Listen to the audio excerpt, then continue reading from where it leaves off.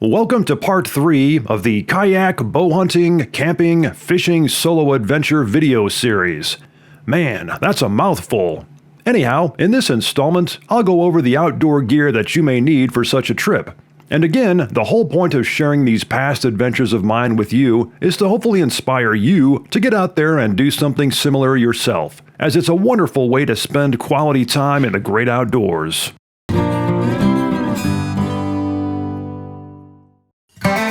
To begin, you'll need a trusty vessel for your trip on the river. Now, you certainly don't have to use a kayak. You could use a canoe, a raft, or anything you'd like. I simply prefer a fishing-style kayak because of its stability and how easy it is to maneuver down the river, especially in tight spots and when alone. But no matter what you choose, you don't want to overload yourself, especially with a small kayak.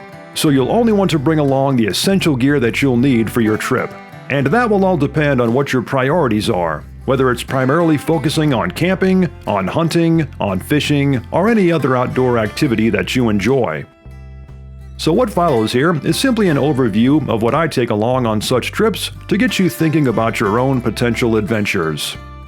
The outdoor gear that you choose for such a trip should be as lightweight, multi-purpose, and durable as possible.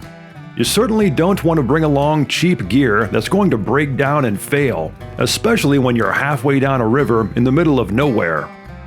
As far as terminal gear, I bring along my super lightweight lone wolf tree stand and climbing sticks, and just the bare necessities for backcountry bow hunting.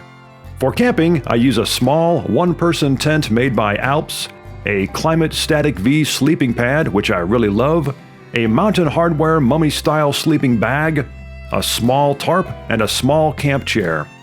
For food and cooking, I bring instant oatmeal and coffee for breakfast, protein and energy bars for lunch, and freeze-dried meals for dinner. I use an MSR Pocket Rocket stove for heating up water, and I bring along one large cup that I use for both eating oatmeal and later drinking coffee, after washing it out, of course.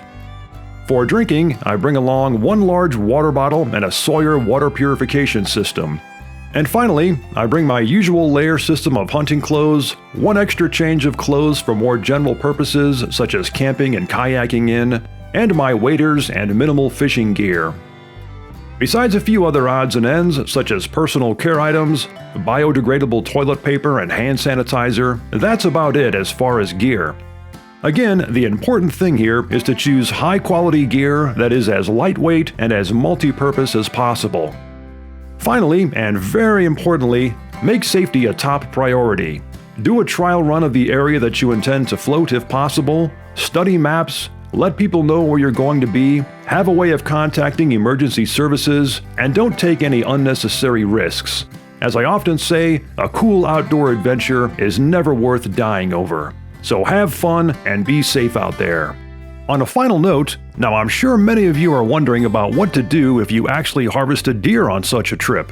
How do you take care of the meat? How do you pack it all out of there? I'm going to be doing a separate video on those topics and more next, so stay tuned. If you'd like to see more videos like this one, be sure to subscribe to this channel and check out the 3 Minutes Outdoors website at 3minutesoutdoors.com. And finally, if you'd like to support this channel, click on the link in the video description below to find out more.